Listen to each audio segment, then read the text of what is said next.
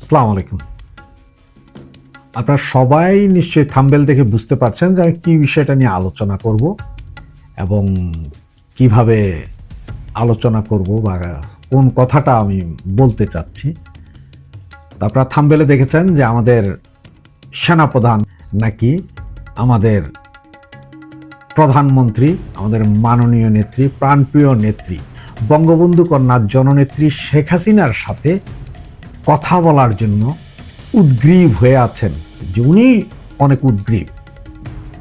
খবরটা আসলে আমি আরো একদিন আগে পেয়েছিলাম, কিন্তু শিওর হতে পারিনি যে আসলে কি এটা কি ফলস নিউজ নাকি নিউজ, সত্য নিউজ তা জানার জন্য সর্বশেষ গত 1 ঘন্টা আগে আমি যতটুকু জানতে পারলাম তাতে হচ্ছে যে আমাদের এই সেনাপ্রধান তিনি নাকি আমাদের প্রধানমন্ত্রী, মাননীয় প্রধানমন্ত্রীর সাথে কথা বলার জন্য ইন্ডিয়ার সামরিক বাহিনীর প্রধানেরকে ফোন দিয়েছিলেন এবং ফোন দিয়ে উনি বলেছেন যে যে কোনো উপায়ে হোক, যে কোনোভাবে হোক তাকে যাতে আমাদের মাননীয় প্রধানমন্ত্রী বঙ্গবন্ধু কন্যা শেখ হাসিনার সাথে অন্তত 1 মিনিট কথা বলার সুযোগ করে দেয়।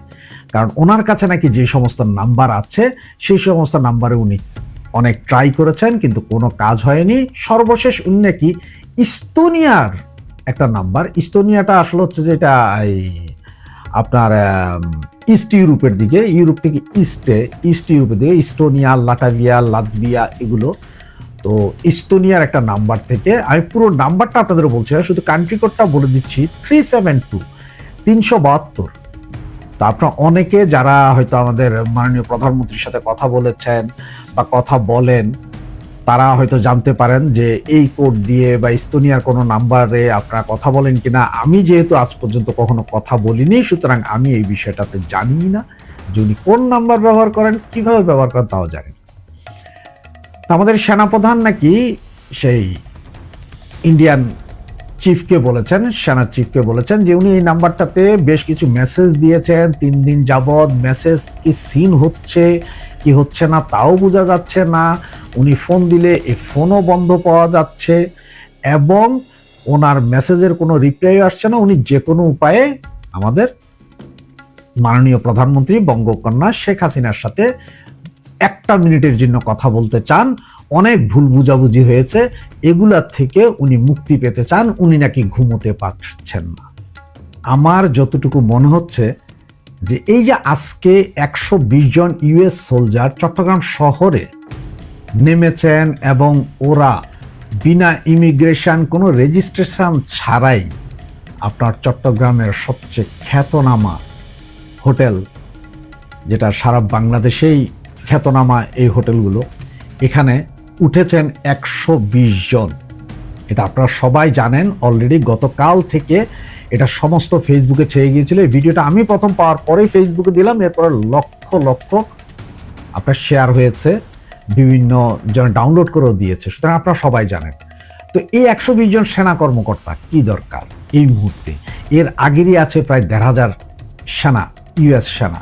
এবং আপনারা জানেন চট্টগ্রামের কক্সবাজার অদূরে আপনার মহেশখালী একটা দ্বীপ আছে, আমাদের মহেশখালী দ্বীপ, যেটাতে আপনার যে মহেশখালী দ্বীপে যেখানে আমাদের এই জননেত্রী শেখ হাসিনার আমলে $1.2 বিলিয়ন দিয়ে একটি গভীর সমুদ্র বন্দর এবং সাবমেরিন স্টেশন, যেখানে 6টি পারমাণবিক সাবমেরিন দাঁড়াতে পারবে, রসদ নিতে পারবে, ওই ধরনের একটা টার্মিনাল নির্মাণ করেছিলেন। এবং এটা এত গভীরে যে এই গভীরতায় যদি কোনো সাবমেরিন চলে যায়, পৃথিবীর কোনো পারমাণবিক বোমা দিয়েও এই সাবমেরিন কিছু করতে পারে না। ওই জায়গাটা পুরোটা সেনাবাহিনী, আমেরিকান সোলজারদের হাতে। তার কারণটা কি? আপনাদের কি মনে হয় না যে এইসব কারণে সবকিছু দেখে এবং উনি খুব ভয়ে ভীত হয়েই উনি ফোন দিয়েছেন যে শেখ হাসিনা ছাড়া মনে হয় আর বাঁচার কোনো উপায় নেই, সুতরাং আমি এখন শেখ হাসিনার সাথে কথা বলি।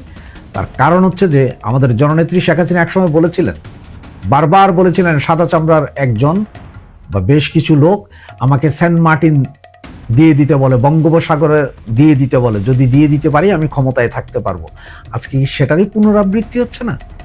এবং সবচেয়ে ইন্টারেস্টিং খবর আরেকটি, সেটি হচ্ছে যে ডক্টর আসিফ নজরুল সাহেব উনি ফোন দিয়েছিলেন ইন্ডিয়ান পররাষ্ট্র সচিবকে। উনি তাকে অনুরোধ করেছেন যে যে কোনো উপায়ে হোক বা যে কোনোভাবে হোক ওনার সেফ এক্সিটের ব্যবস্থা করার জন্য। এখন আপনারা হয়তো অনেকে বলতে পারেন যে ভাই উনি তো বাংলাদেশে আছে, ওনার কি সেফ এক্সিট, ওনার কেন সেফ এক্সিট দরকার? সেফ এক্সিট দরকার আছে ওনার, এবং আবার এটাও বলতে পারেন যে ইন্ডিয়ার কাছে কেন সেফ এক্সিট দরকার। হ্যাঁ ভাই, ইন্ডিয়ার কাছেই ওনার সেফ এক্সিট দরকার, কারণ উনি বুঝে গেছেন যে যে কোনো মুহূর্তে অঘটন ঘটবে। উনি সবচেয়ে বেশি টেন্স যে যদি সেনাবাহিনী ক্ষমতা নেয় তাহলে তো ওনাদের অ্যারেস্ট করে ঝুলাই ফেলবে। সুতরাং সেনাবাহিনী ক্ষমতা নিলে যাতে ইন্ডিয়ান গভর্নমেন্ট ওনাকে এখান থেকে উদ্ধার করে, সেফ এক্সিট এটা। অথবা যদি শেখ হাসিনার গভর্নমেন্ট আবার এই মুহূর্তে ফিরে আসে যে কোনো মুহূর্তে, ওনাদের তো ফাঁসিতে ঝুলাবে। সুতরাং ওনার সেফ এক্সিট দরকার, এবং এটা করতে পারে একমাত্র ইন্ডিয়া, আর কেউ না। যার কারণে উনি ইন্ডিয়ান পররাষ্ট্র সচিবের কাছেই ফোন দিয়ে এই অনুরোধ করেন, এবং ইন্ডিয়ান পররাষ্ট্র সচিব বলেছেন আপনার বিষয়ে এইসব ভার্বাল আপনি ফোনে আমারে বললেন হবে না, আপনি লিখিত চিঠি দেন, গভর্নমেন্টের লিখিত চিঠি দেন, সেই চিঠির উপরে আমরা অ্যাকশন নিব। সেই চিঠি যদি না দিতে পারেন, এসব মুখের কথায় আমরা কিছুই করতে পারবো না, আপনি লিখিত চিঠি দেন, আমরা বিবেচনা করব। সবচেয়ে মজার কাহিনী এগুলো। তাহলে সেনাপ্রধান কেন এত ব্যতিব্যস্ত আমাদের নেত্রীর সাথে কথা বলার জন্য? সেনাপ্রধানের আবার কি পরিকল্পনা আছে?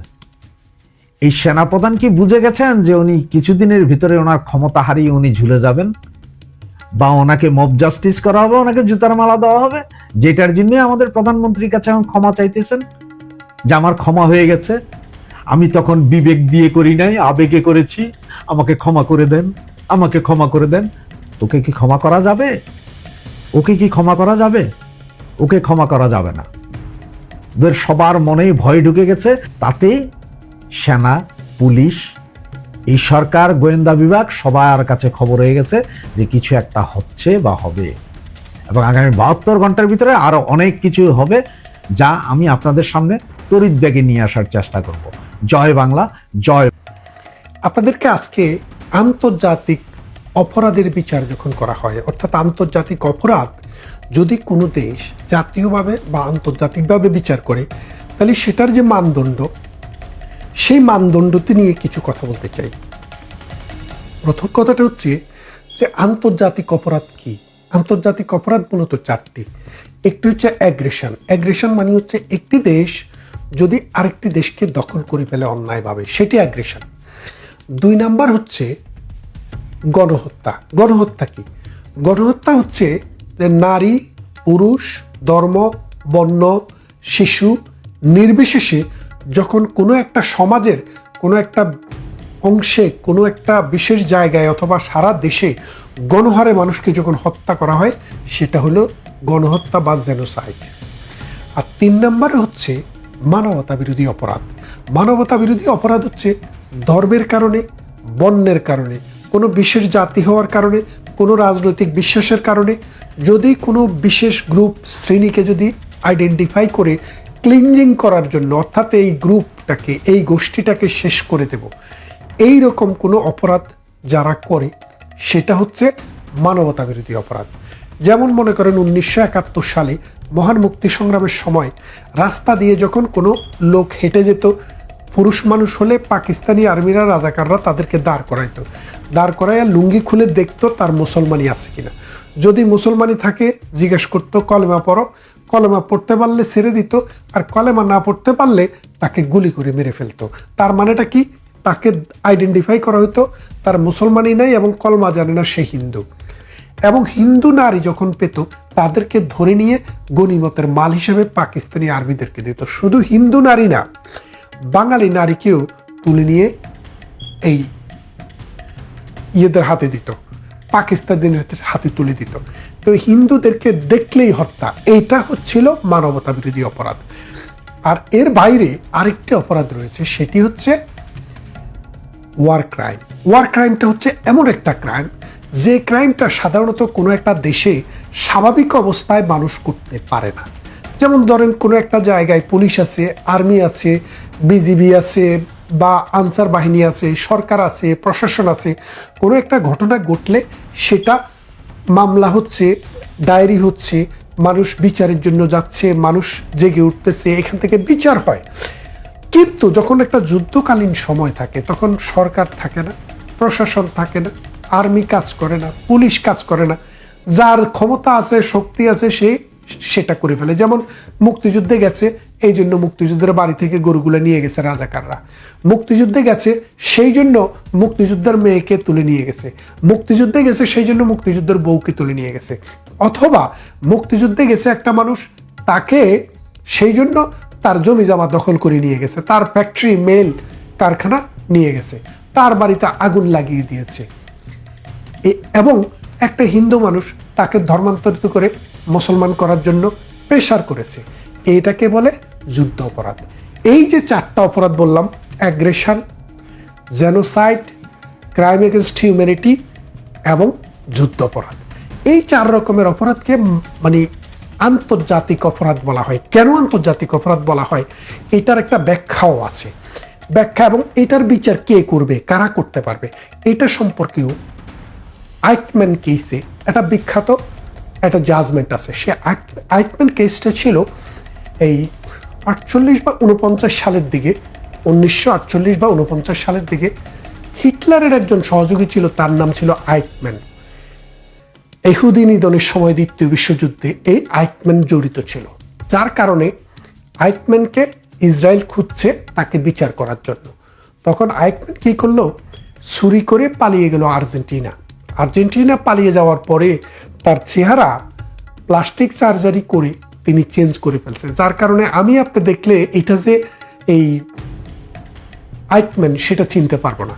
কিন্তু ইসরায়েলের গোয়েন্দা বাহিনী ঠিকই আইকম্যানকে আইডেন্টিফাই করেছে, করে একটা হেলিকপ্টার নিয়ে জোর করে আর্জেন্টিনা থেকে ধরে নিয়ে এসছে তাকে ইসরায়েলি আইনি যখন তার এই মানবতা বিরোধী অপরাধের বিচার, জেনোসাইডের বিচার, যখন যুদ্ধাপরাধের বিচার যখন শুরু করে, তখন